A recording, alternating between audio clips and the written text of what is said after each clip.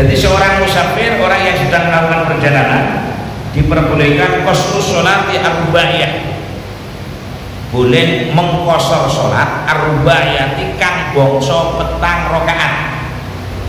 Jadi sholat yang bangsa 4 rakaat, sholat zuhur, sholat asar, sholat isya, maghrib sama subuh tidak bisa dikosor, tidak bisa diringkas. Maghrib gak oleh setengah, subuh 1 rakaat gak oleh. Tidak subuh pancet 2 rakaat, maghrib pancet 3 rakaat.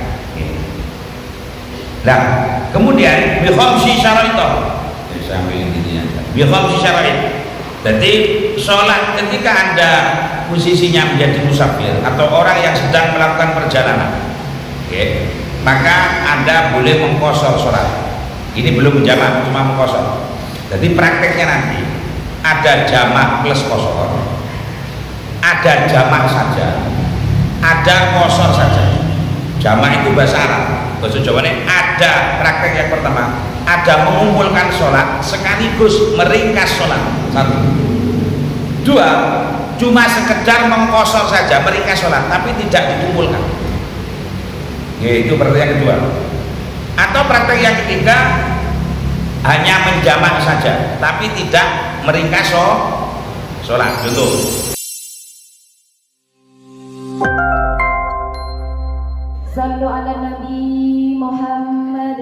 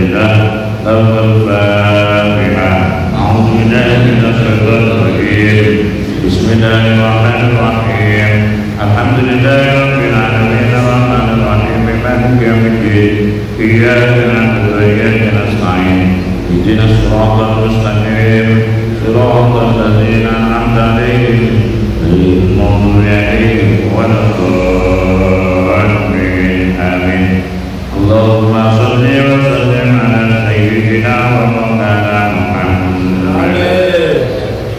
maulana ya sholli wa sallim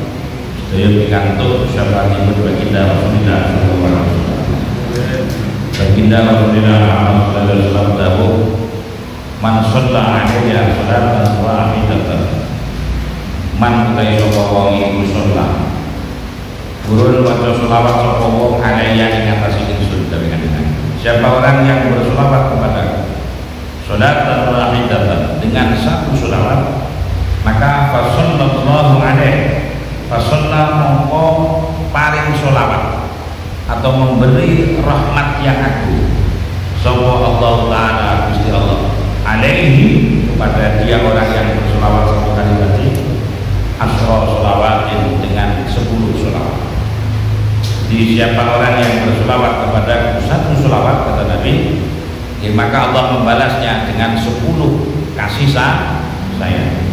wa khutot anhu asyru khati'atin wa khutot lan den hapus anhu saking wong sing selawat kalau wau orang yang berselawat satu kali tadi apa sing den hapus apa asyru khati'atin 10 kesalahan.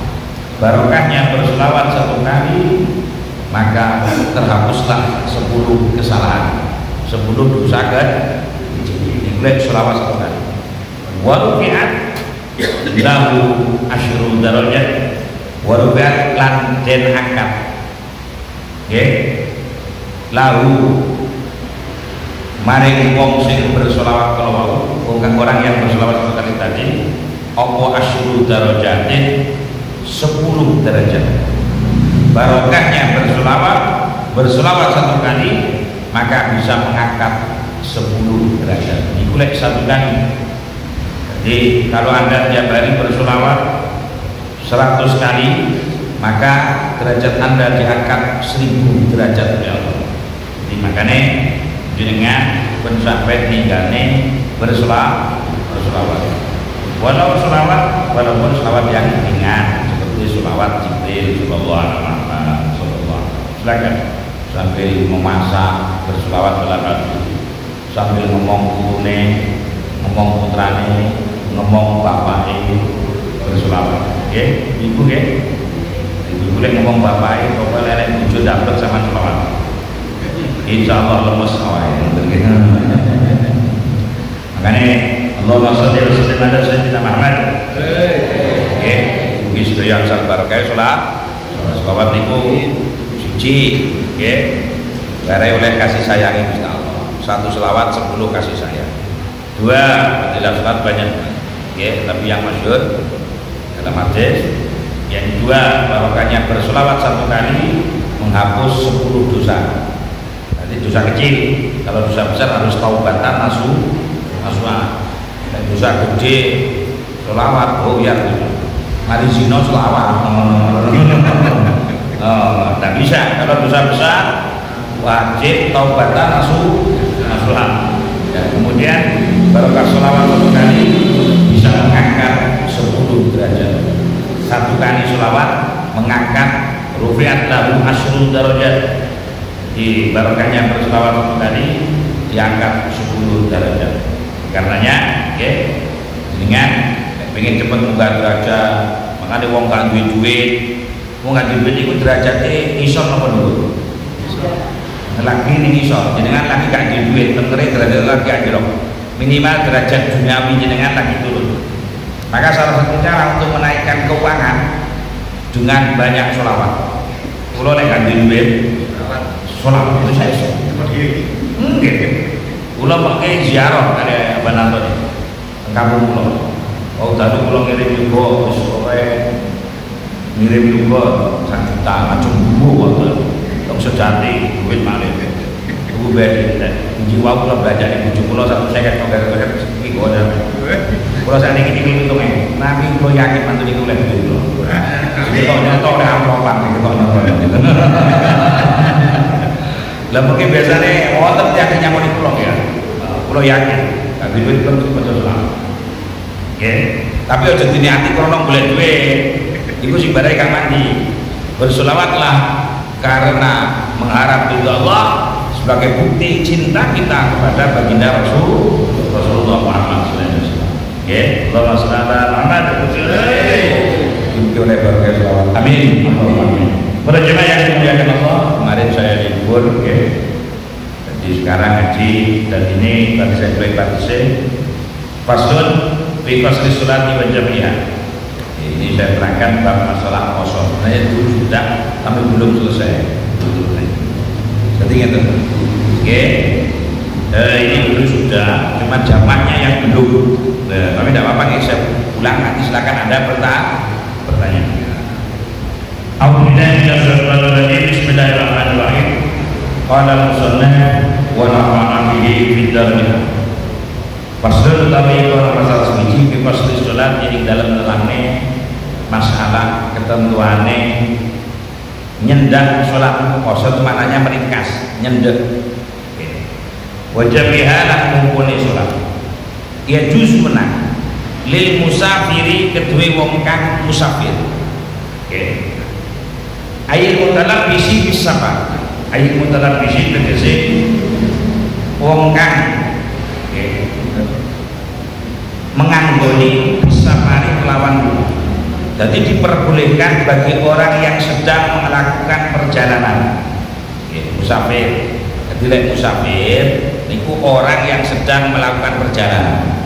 Tapi jadi orang oleh kosor utawa jamak teng omah. Gak oleh. Sebab nek wis ning omah, baik itu sebelum berangkat atau sudah sampai rumah, berarti Anda sudah bukan musafir. Makanya gak oleh jamak utawa ngosor, seperti ngosor nggih, mereka sholat itu di rumah. Ustaz kalau arep lunga ning Jogja, arep lunga berangkat jam 5:30 siang. Wis kula bayang dhuwur, sekaligus kula jamak kalian asar, tapi jamak ini omah. Mungkin dadi lek lupa syukur kan los, tidak boleh. Jadi wajib musafir yang diperbolehkan untuk mengkosor itu adalah satu musafir. Nah, kecuali nanti jamak boleh walaupun tidak musafir nanti ada. Yang pertama, jadi seorang musafir, orang yang sedang melakukan perjalanan diperbolehkan qasrus sholati ar-rubaiyah, boleh mengkosor sholat ar-rubaiyati kang bangsa petang rakaat. Jadi sholat yang bangsa 4 rakaat, sholat zuhur, sholat asar, sholat isya, maghrib sama subuh tidak bisa dikosor, tidak bisa diringkas. Maghrib gak oleh setengah, subuh 1 rakaat gak oleh. Jadi subuh pancet 2 rakaat, maghrib pancet 3 rakaat. Nah, kemudian bi khamsi syara'it. Sampai intinya bi khamsi syara'it. Jadi sholat ketika Anda posisinya menjadi musafir atau orang yang sedang melakukan perjalanan, maka Anda boleh mengkosor sholat. Ini belum jamak, cuma mengkosor. Jadi prakteknya nanti ada jamak plus kosor, ada jamak saja, ada kosor saja. Jamak itu bahasa Arab, bahasa Jawa ini ada praktek yang pertama, ada mengumpulkan sholat sekaligus meringkas sholat. 1, 2, cuma sekedar mengkosor saja, meringkas sholat, tapi tidak dikumpulkan. Itu praktek yang kedua. Atau praktek yang ketiga, hanya menjamak saja, tapi tidak meringkas sholat. Contoh, saya beri contoh gambaran. Saya pergi ke Jogja. Maka ketika saya pergi ke Jogja, saya berangkat dari rumah jam 10 siang sampai di daerah Nganjuk saya duhur jam 12 sampai di daerah Nganjuk saya duhur. Kemudian saya berhenti di rest area atau berhenti kalau bawa mobil sendiri. Nah, saya di Nganjuk, di rest area Nganjuk saya sholat duhur, sekaligus sholat asar dikosor.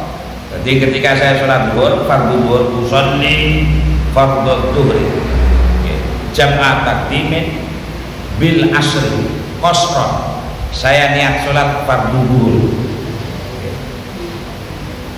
saya usolli fardhu duhri, saya niat fardu duhur jam'at takdimin atau usolli fardhu duhri rakaatain. Saya niat sholat fardu duhur 2 rakaat jam'at takdimin secara jamak takdim bil asri dengan asar qasran secara ringkas adaan lillahi ta'ala. Saya niat sholat fardu duhur 2 rakaat jamak takdim dengan sholat asar secara qasar, fardu karena Allah. Nah, maka itu contoh sholat duhur, sholat asar yang dikumpulkan kepada sholat duhur namanya jamak takdim. Kalau sholat duhur dikumpulkan di asar namanya jamak takhir.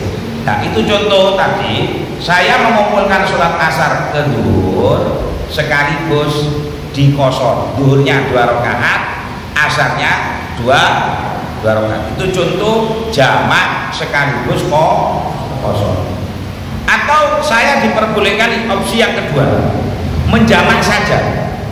Jadi saya menjamak sholat asar saya taruh di luhur, tapi saya tidak mengkosor.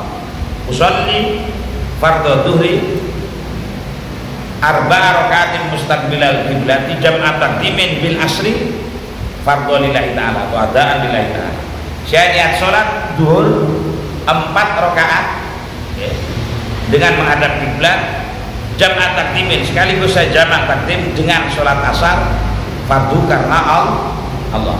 Jadi saya sholat duhurnya 4 rakaat, kemudian setelah saya sholat duhur 4 rakaat saya sholat lagi sholat asar 4 rakaat.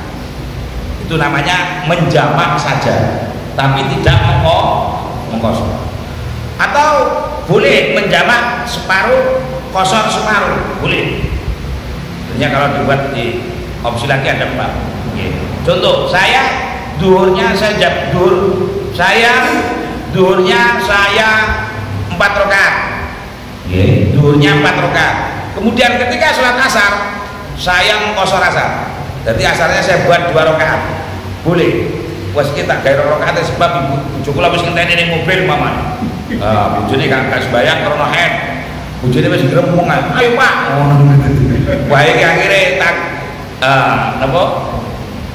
Akhirnya gak sido di kompleti 4 rakaat dadi 2 rakaat. Itu yang contoh tadi. Boleh menjamak atau boleh mengkosor saja. Mengkosor tapi tidak menjamak.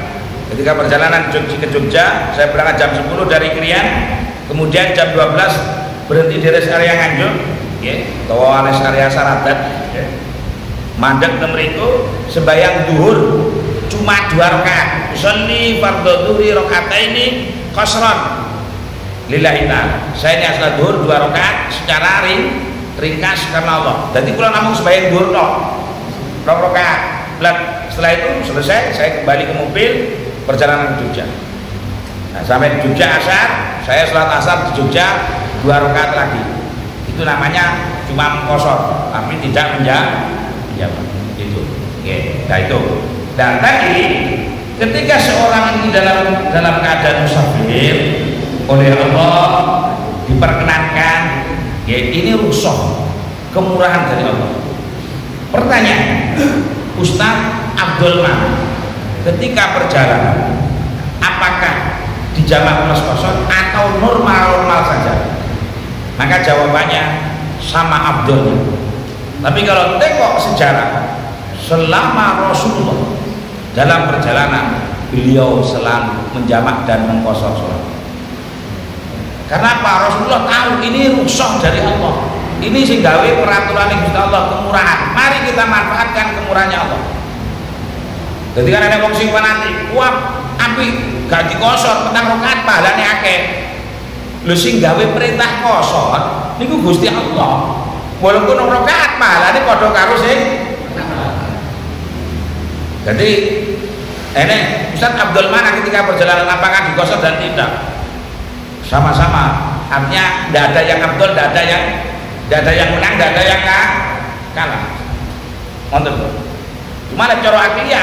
Kemudian pertanyaan, Rasulullah sering ketika dalam perjalanan, Rasulullah itu sering sholat jamak sekaligus jadi Rasulullah itu kalau ada yang ringan pasti diambil yang ringan.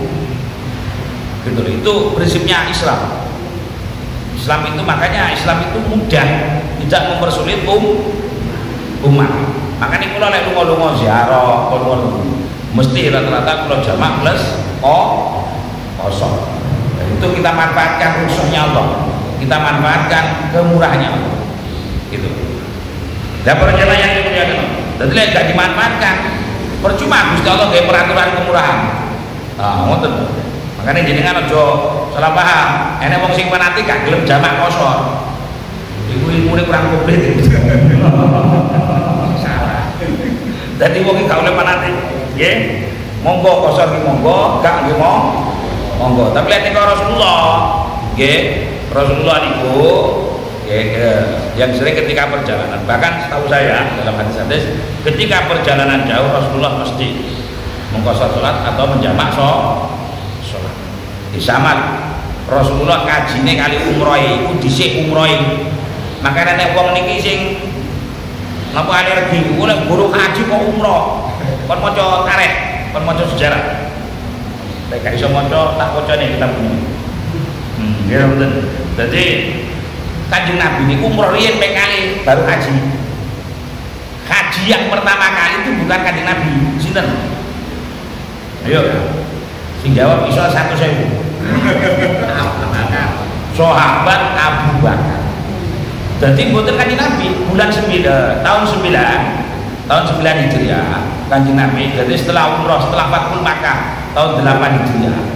Fathul Makkah itu kemenangan umat Islam, ya, penaklukan kota Mekah, pembukaan kota Mekah dari seluruh Mekah, maka ditaklukkan oleh Islam sehingga dalam kekuasaan Islam akhirnya Mekah pada Islam kabeh sing kafir metu ke Mekah. Jadi kemudian berhala-berhala yang mengelilingi Ka'bah dihancurkan semua. Fathul Makkah itu tahun 8 Hijriah. Ya, Kanjeng Nabi umroh pertama itu tahun ke-6 Hijriah, cuma gagal, sudah sampai di 30 di Hudaybiyah gagal, suruh pulang. Padahal wis mlaku 450 kilo sampai Hudaybiyah niku sekitar 420 kilo melaku. Madinah Mekah 450 kilo melaku. Itu wis kurang 30 kilo karo wong Quraisy cegat gak oleh. Akhirnya mengadakan perjanjian Hudaybiyah, ada perjanjiannya. Perjanjian. Kowe tahun ngarep oleh, baru Kanjeng Nabi umroh serta umat Islam tahun 7 Hijriah. Tegese 7 tahun teng Madinah. Tahun 7 Hijriah Kanjeng Nabi oleh 7 tahun teng Madinah tahun 7 Hijriah. Sekarang tahun berapa Hijriahnya? 1446 Hijriahnya. Oke, bulannya bulan apa sekarang? Napa? Kok bingung kok garis ngapa gitu? Saat ini bulan Jumadil Awal tanggal 15. Kira mboten Jumat ini 13 1 14 hari ini 15 Ramadan pada bulan pertama. Oke, tanggal 15 Jumadil Awal. Makanya saya ini usum manten kan. Jumadil Awal usum manten, Jumadil Akhir kurang, Rejab panen malih. Rejab panen manten. Rejab berubah mengki awal tasik kanten. Poso prei ngene manten. Sawal panen malih. Panen bulan malih. Saniki wis Jumadil Awal. Manten Jumadil Awal, Jumadil Akhir. Rejab berubah poso. Nah, ini cepet waktu niku nggih. Bon. Jadi Kanjeng Nabi umroh dulu 2 kali, tahun ke-7 Hijriah dan 8 Hijriah. Kemudian tahun 9 Hijriah Kanjeng Nabi menyuruh umat Islam tidak haji dan dipimpin oleh Sayyidina Abu Bakar. Sayyidina Abu Bakar. Kanjeng Nabi baru haji tahun ke-10 Hijriah, sekaligus namanya haji wada, haji terakhir, haji pamitan. Kanjeng Nabi cuma haji yang bisa. Makanya wong sing bolak-balik haji, wong sing bolak-balik umroh itu jaminannya swarga, tapi tidak dirindukan oleh Allah. Yang dirindukan oleh Allah wong sing loman, orang yang suka memberi sedekah kepada fakir miskin. Kalau haji kan untuk awake dhewe, kira mboten. Tapi niki mboten kula terang nih, suwen niki tak kula terang niki. Jadi wis kok takok-takok. Para jemaah yang dimuliakan Allah, qasar syaratnya qasar ada 5. Wa bi khamsi syara'i. Al-awwal ayakuna safaruhu fi ghairi maksiatin. Al-awwalu ay syarat sing pertama iku ayakuna yetono apa safaruhu perjalanane wong nggih aisyah sing tegese perjalanane wong mau nggih iku fi ghairi maksiatin, bukan perjalanan yang maksiat. Jadi syarat yang pertama perjalanannya bukan perjalanan yang maksiat. Oke, jenengan arep ning Jakarta, nggih, ning Jakarta tapi niate nyopet atau merampok. Walaupun perjalanannya jauh, ini tidak bisa dibuat untuk sholat qasar karena perjalanannya mengandung maksiat. Pertanyaannya, Ustaz, kula niki jajan karo rondo ning alun-alun Jogja. Niku perjalanan maksiat napa semi maksiat? Kula nate. Ustaz, kula niki judo. Kula niki kenal teng media sosial. Akhirnya kula janjian ning alun-alun Yogyakarta. Niku janjian kali rondo ning alun-alun niku maksiat nopo halal?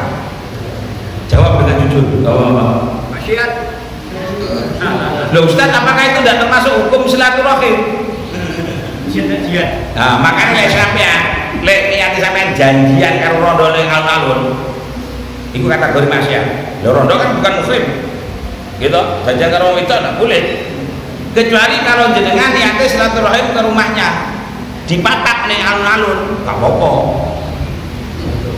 Berarti harus jelas. Dan alun-alun, lain alun-alun toh, gak boleh nemu main. Itu janjian kalau rondo, maksiat, kalau lain kosong. Berarti harus pinter. Tapi leh, Ustaz, kalau ini pengen silaturahim, kalau selainnya taruh pendekatan, ya, bertakarub, pengenalan sekaligus pendekatan. Saya ada duduk arah rapi karo rondo, kenal di Facebook, mohon.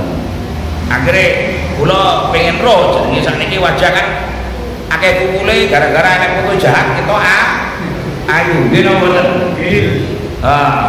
Nggih, wireng dadi putih, gak didelok langsung tibae kok getun mboten. Makanya sekarang tuh kamera itu banyak kamera aja. Jangan, kula lho sik itu, wonten jamaah kula, jamaah ngaji. Niku damel DP sapa iki? Telepon kula. DP-ne wah, astagfirullahaladzim timbang jebak kula ngaji wis tuwek kok. Aduh, nggih Ustaz niku kamera jahat Ustaz. DP-ne koyo artis sakit.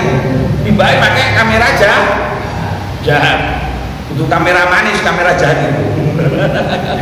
Lah, jadi harus lihat dulu. Jadi kalau tujuannya bukan maksiat, tujuannya silaturahim. Nggih, istilahnya untuk tabayun, untuk pengenalan, taruh. Kemudian ya nanti jadi moro ning omahe ora janjian ning alun-alun. Kok mau dipapak ning alun-alun ya monggo, mari pun alun tetap ke rumah, itu namanya silaturahim. Nah, itu tidak maksiat, artinya Anda boleh kosor. Gitu loh. Jadi perjalanannya satu, syaratnya perjalanannya bukan perjalanan yang maksiat. Perjalanan yang maksiat itu contoh kayak nyarutan, juga maksiat, wajib. Nggih, silaturahim, nggih, ziarah, itu perjalanan yang baik. Nah, kemudian yang kedua, nggih, wasani yang takuna masafatuhu sitata asyar. Wasani utawi syarat sing nomor loro iku antakuna yen ono apa masafatuhu, nggih, pelakoni sapa, jarak tempuhnya perjalanan. Masafah itu jarak tempuh. Aisyah tegese jarak tempuh perjalanan. Iku sitata asyara 16 apane farsahon farsai. Jarak tempuh perjalanannya tadi, jarak tempuhnya itu jaraknya minimal 16 farsah. 16 farsah kalau menurut Imam Ibnu Umar itu sekitar 88 kilo 656. 88 kilometer 656 itu pendapatnya sahabat Abdullah bin Umar, dan ini bisa diikuti dibulatkan si minimal 90 kilo. Tapi ada ulama pendapat yang berpendapat kalau saya menurut ini, jadi minimal jaraknya 90 kilo, jarak tempuhnya bukan jarak geografisnya. Makanya dalam bahasa kitab itu masafah itu jarak tempuh. Jenengan genyun saya, Ustaz, saya ingin ke Mojokerto. Sini Mojokerto berapa kilo? 20 kilo atau 21 kilo. Sini Mojokerto 20 kilo. Boleh tidak kosor sini Mojokerto? Tidak boleh karena jaraknya kurang 90 kilo. Kecuali kalau lewat Babat. Oleh Ustaz, saya ingin ke Mojokerto. Tujuan terakhir saya Mojokerto, ke Trawulan, tapi jenengan lewat Apel, Giri, Babat, Losok, Jombang, baru neng Trawulan. Oleh, walaupun kini Trawulan jaraknya cuma selawi kilo, tapi masafahnya jarak tempuhnya melebihi 90 kilo. Jadi tidak letak geografisnya. Yang dibahas ini adalah jarak tempuhnya. Contoh ya, Ustaz kula niki pengen kosong tapi teng Mojokerto. Monggo liwat babat. Dadi kriyan ngalor lebih bunder nggih. Dan niki muter. Iku wis luwih tuwa sak kilo lho. Nah itu, jadi boleh. Jadi makanya tidak letak geografisnya, tapi yang dibahas adalah masafah. Masafah itu jarak tempuh. Jarak tempuhnya. Jadi jarak tempuhnya minimal 16 parsah. Oke. 16 parsah niki atau 2 marhalah. Setelahnya minimal 90 kilo lah, 90 kilometer. Saya mengikuti pendapatnya sahabat Abdullah bin Umar yang memasukkan 90 kilo itu termasuk 2 mar. Nah, kemudian yang ketiga, warna itu ayatuna ma'adiyah sholat yang rubaiyah. Yang ketiga syarat boleh mengkosor sholat. Ini punika sholatnya sholat adat yang sebangsa 4 rakaat. Oke. Jadi kalau sholatnya kodok tidak bisa dikosor. Contoh, jenengan diutang pas tempat perjalanan, jenengan, sholat maghrib. Nah, sholat maghrib dalam perjalanan, sholat maghrib kan tidak bisa dikosor karena 3 rakaat. Tapi jenengan kiri, oh iya, aku mau neng omah diutang sholat asar. Wah ini mumpung perjalanan asare tak kodok rong rakaat kosor, tidak bisa. Jadi kalau nyaur utang tetap 4 rakaat. Jadi contoh ya, saya berangkat dari rumah mau ke Kediri, ke pondok saya lah Ploso Kediri, pondok saya itu dari Krian ke Ploso itu sekitar 115 kilo. Oke, 100 Krian ya, 115 kilo. Dan kemudian saya berangkat jam 4. Kemudian maghrib saya berada di Jombang lah, misalnya gitu ya. Maghrib ke Jombang. Keliling. Oh iya, kalau maghrib sembahyang jamak takdim maghrib kali isya. Kalau jalan maghrib 3 rakaat, isya kalau kosor 2 rakaat. 2 rakaat maghrib pancen 3 rakaat. Setelah itu saya ingat, oh iya aku mau burung sembahyang asar. Terus mau ndutang asar nang omah. Wah ini mumpung dalam perjalanan terus asarnya tak kosor persisan, tidak bisa. Karena asar tadi posisinya adalah kodok, bukan ada. Asarnya ya tetap wajib 4 rakaat. Jadi yang bisa dikosor, artinya sholatnya yang bisa diringkas, itu adalah sholat adat. Artinya bukan sholat kodok. Ngerti ya? Adat itu, jadi dalam bab fikih, ada itu maknanya mendatangi. Kodoan ini maknanya juga mendatangi. Jadi di kodoil hajat untuk mendatangi hajat sama-sama. Cuma di dalam bab fikih, dalam bab sholat ini dibedakan. Kalau ada itu mendatangi sholat dalam waktu. Kalau kodok mendatangi sholat atau mengerjakan sholat di luar waktu. Jenengan sembahyang duhur setengah kali niku jek adaan. Tapi lek sembahyang duhur wis setengah 3 mari adzan asar niku qodaan. Usolli fardhu dhuhri 4 rakaat mustaqbilal qiblati qodaan lillahi ta'ala. Tapi kalau sembahyang duhurnya tadi masih dalam waktu duhur walaupun akhir, nggih contoh entah duhur saniki kan setengah telu pun adzan asar. Jenengan sembahyang duhur jam 2:15 wis mente waktune, maka niatnya tetap adaan. Usolli fardhu dhuhri 4 rakaat mustaqbilal qiblati adaan lillahi ta'ala. Jelas. Jenengan sembahyang subuh jam 5 kurang 10 menit niki kita sinderek mengke telu isamsi keluarnya matahari mungkin jam 5 niki. Subuh sekarang kan jam 4 kurang 17 menit keluarnya matahari sekitar nanti jam 5 kurang 2 menit. Pokoknya waktu subuh rata-rata 1 jam 1/4, 1 jam lebih 15 menit. Okay. Nah, maka Anda sekarang jam 5 kurang 10 menit. Anda sholat subuh sekarang masih adaan. Sholli fardhu subuhi rakaatain mustaqbilal qiblati adaan lillahi ta'ala. Sekarang masih adaan karena masih dalam waktu subuh. Tapi kalau Anda sholat subuh jam 5:15 tegese wis metu srengenge, maka sholat subuh Anda usolli fardhu subhi raka'ataini ya mustaqbilal qiblati qadaan lillahi ta'ala. Lek sholat subuh jam 6 kawanan lillahi ta'ala. Tetep qadaan, kudu kawanan mungkin sampean guyon nggih. Tetep qadaan. Pokoknya kalau sudah waktu habis subuh, kok sembahyang subuh niatnya bukan adaan, tapi usolli fardhu subhi raka'ataini mustaqbilal qiblati qadaan lillahi. Nah, qadaan itu mendatangi sholat di luar waktu, di luar yang semestinya. Ya, nah, para jemaah yang dimuliakan Allah, yang ketiga tadi bahwasanya sholat yang bisa dikosor adalah sholat adaan yang sebangsa 4 rakaat. Ya. Kemudian warabi'u ayyan biya al-qasra ma'al ihram.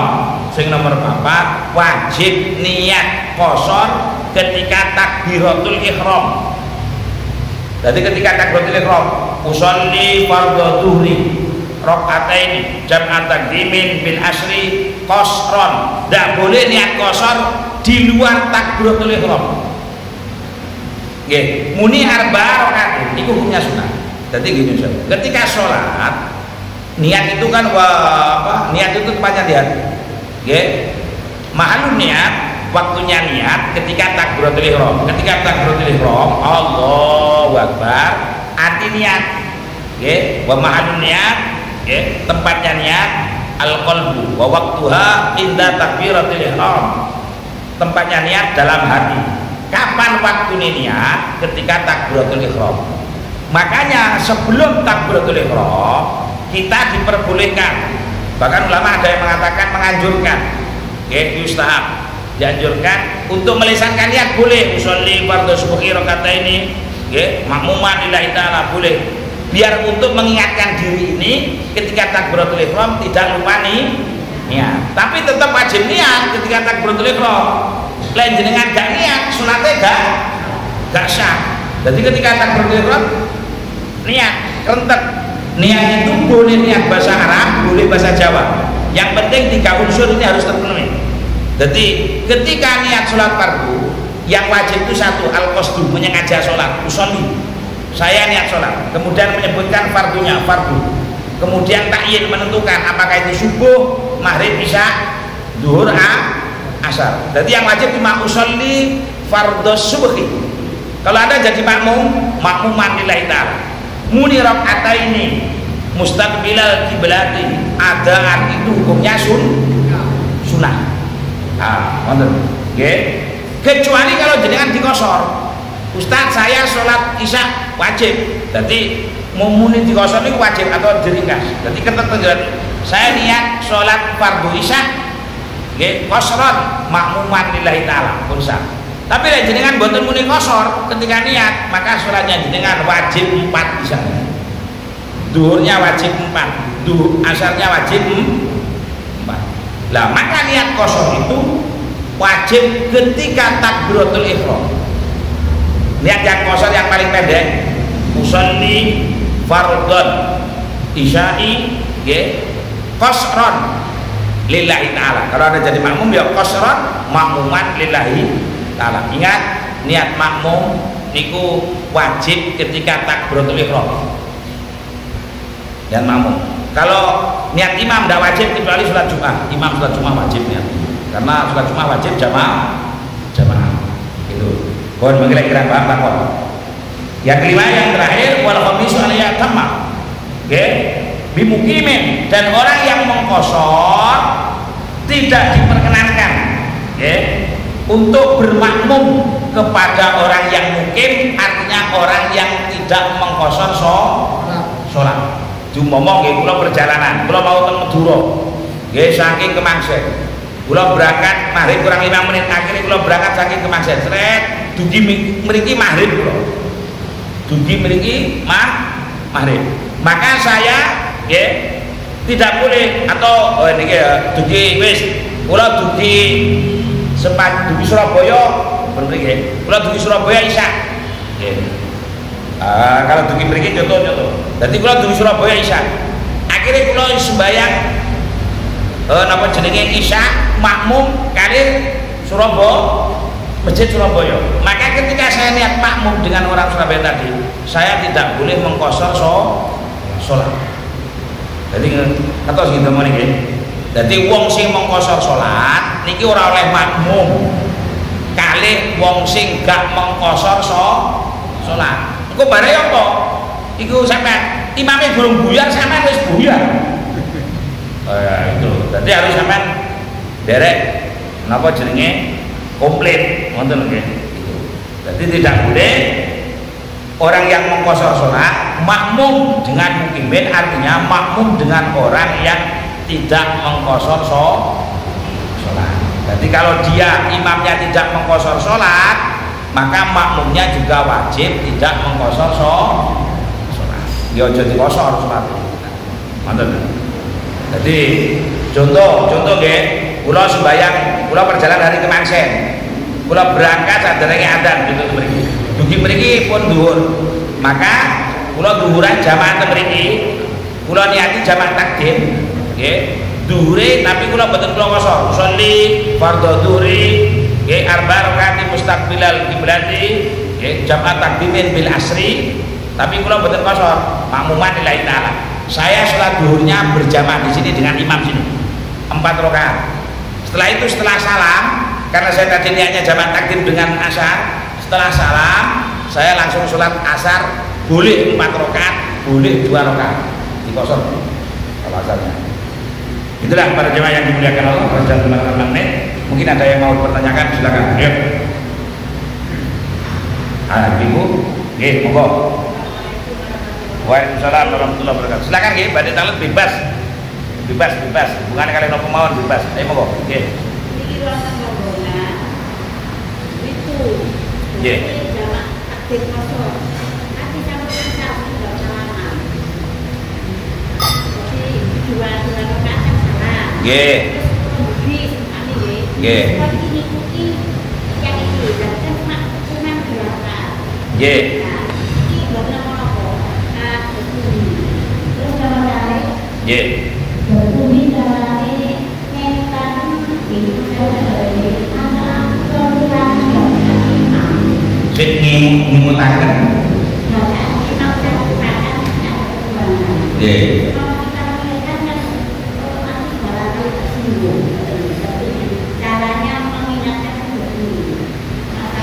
Artinya cara mengingatkan di dalam sholat atau di luar sholat? Oh, oke.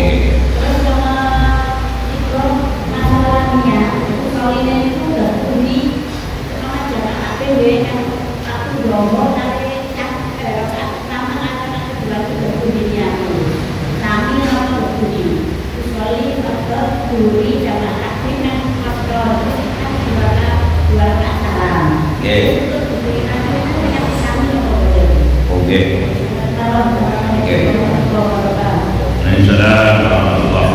Sejak yang pertama, ya. Jadi kalau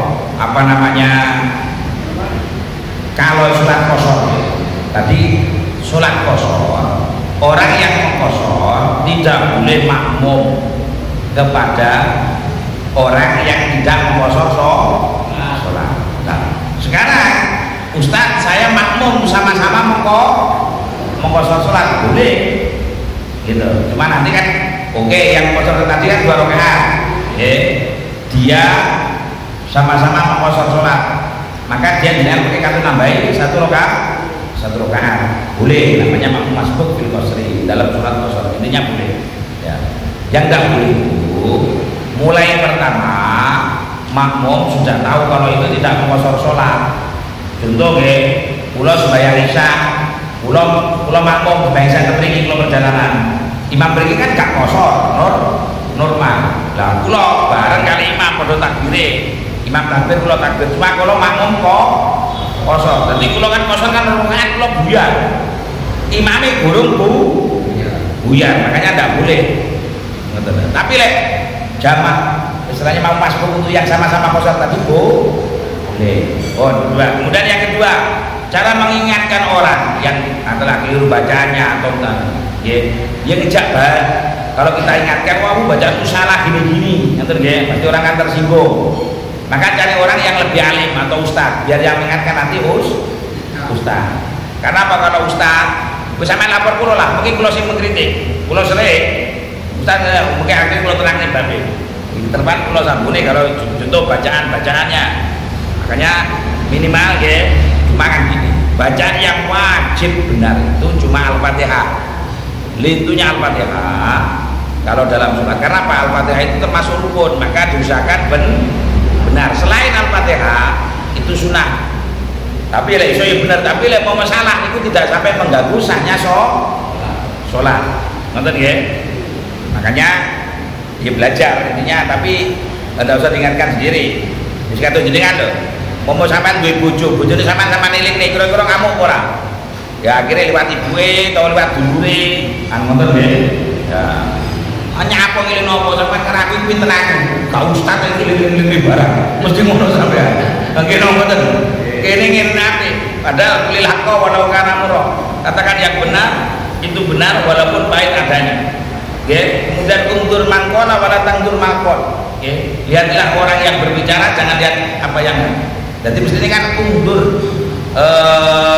mangkola wala tangdur mangkola. Lihatlah apa yang dibicarakan, jangan melihat orangnya. Suatu ketika dalil ini juga bisa, walaupun saya ngomong gendeng tapi lek omongannya masuk ya masuk kena betul maksud dulu ngomong gendengnya, walaupun saya ngomong cilik arek cilik, tapi lek bener ya tetap bener. Makanya undur makila atau makol, undur makila. Jadi undur ningali Rasulullah sira maing barang kilakan den dawuhake apa mah wala tandur lan aja ningali sira man qala man ing wong pola kang wis omong. Jangan lihat orangnya, tapi lihatlah isinya. Suatu ketika ini juga masuk, tapi ya suatu ketika ya butuh delok karo wong, tergantung kata. Kon itu yang kedua, jelas ya. Lihat pakai orang yang alim atau ustaz atau siapa lah, terserah. Ya, jika terjadi salah paham, biar tidak terjadi salah paham. Kemudian yang ketiga, sampai lali loh. Yang ketiga apa mau? Apa? Oh ya, niatnya berbeda. Jadi sebenarnya niat redaksi bahasanya itu banyak. Ada yang susunan usolli fardhu dhuhri majmu'an ilaihil asru. Nggih. Kalau saya sudah itu ada ribet. Saya kalau memimpin ziarah nanti wong kalau nanti usolli fardhu dhuhri jamaah takdimin. Usolli saya niat sholat, usolli niat sholat sapa ingsun. Fardhu dhuhri ing fardhu dhuhur. Nggih. Jamaah takdimin. Nggih kelawan jamaah takdim. Bil asri kelawan asar.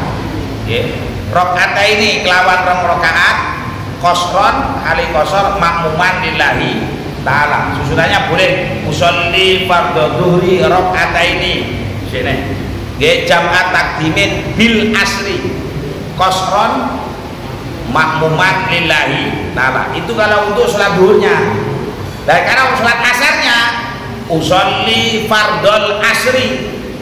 Tadi kan sholat duhur usolli fardhol duhri. Oke, nah kalau sholat asar usolli fardhol asri. Oke, rakaat ini jam'ah takdimin biduhri. Ya dengan duhur. Jadi kalau diterjemahkan, saya niat sholat fardu asar. Rakaat ini 2 rakaat. Jam'ah takdimin secara jamaah takdim. Jamaah takdim dengan apa? Biduhri.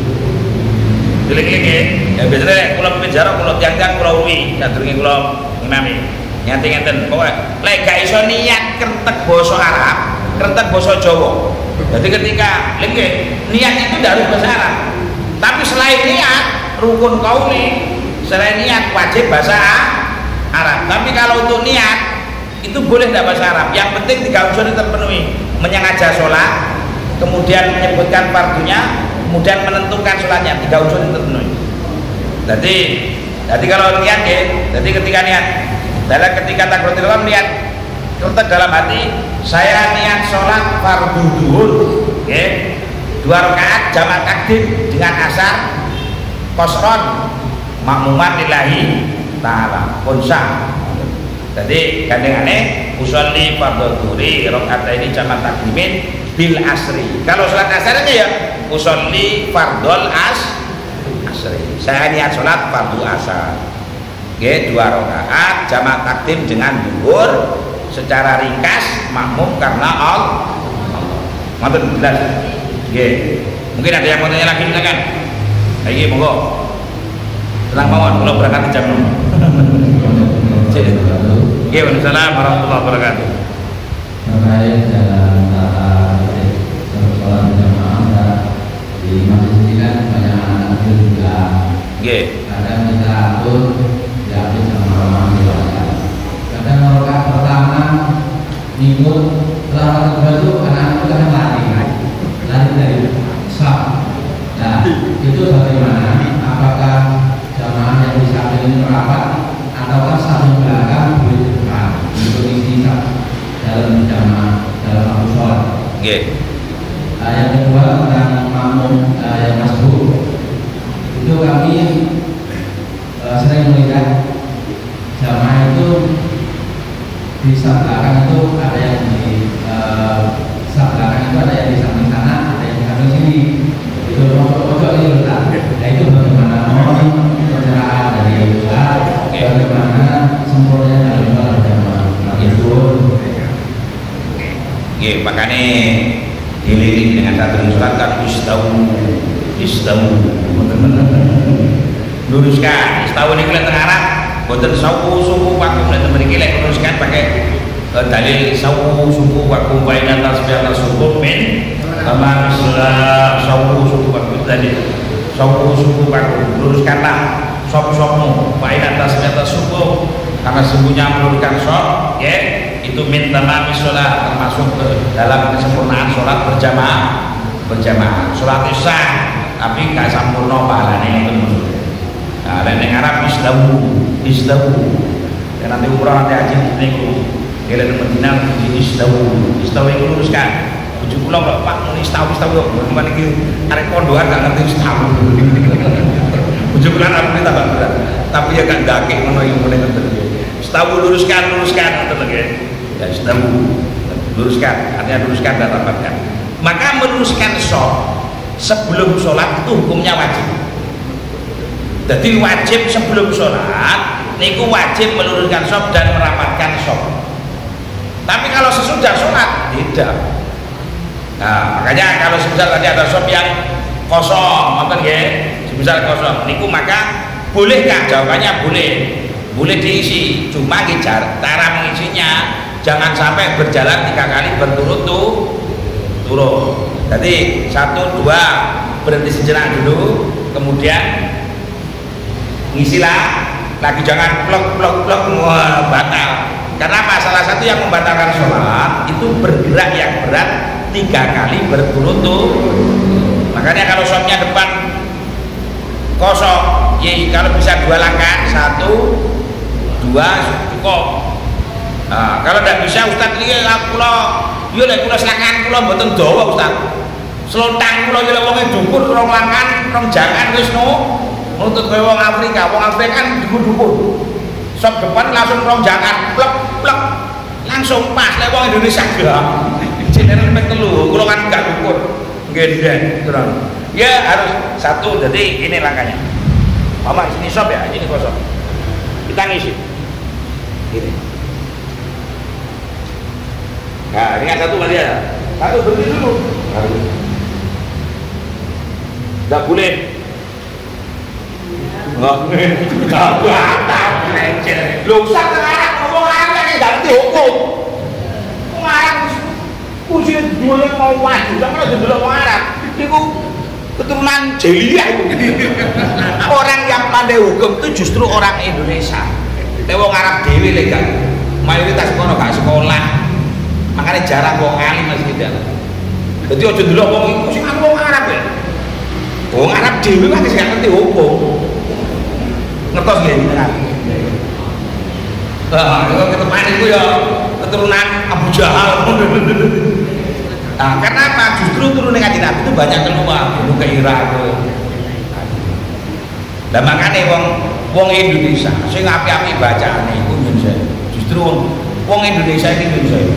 walaupun nyuwun sewu gak iso basa Arab, tapi lek urusan sembayangi bacaane bener. Nggih, peraturannya bener. Kenapa? Sejak kecil memang dididik ibadah yang benar. Lha wong Arab, makane lho, kula nang Arab Ustaz karo mbokku sing menawa aku lho.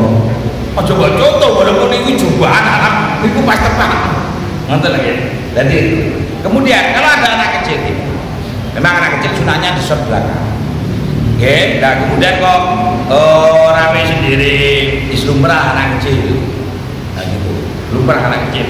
Pertanyaannya gini, oke, jadi apa nggak usah, napa nggak harus pandai memaklumi. Cuma kalau usahakan anak kecil, kalau mau lewat di depan Anda, sampai berhak untuk ngalangi. Mantul loh. Jadi gini, karena pada boleh lewat di depan orang yang sholat seukuran tempat sujud. Nah, wes. Yes, ini lagi, betul. Tempat sujud kita kan ini.